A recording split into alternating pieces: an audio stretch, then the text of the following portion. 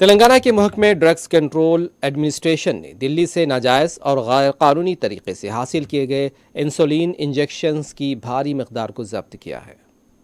हैदराबाद में 6 wholesale dealers की दुकानों पर धावे किए गए हैं।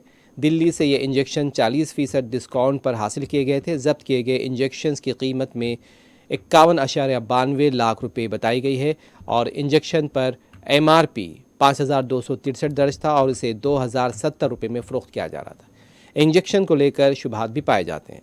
पद्मा राव नगर सिकंदराबाद की MS ड्रग हब से 6 लाख, रमनतपुर की तिरुमला 70,000, फार्मा से 3,52,000, सुल्तान बाज़ार की पारस मेडिकल एजेंसी से 9 लाख और नागौल के गणेश फार्मा से 14 लाख, मिर्चल की राजा राजेश्वर से 2.70 लाख और काचीगुड़ा की बालाजी एजेंसी से 16 लाख रुपए के इंजेक्शंस जब्त किए गए हैं।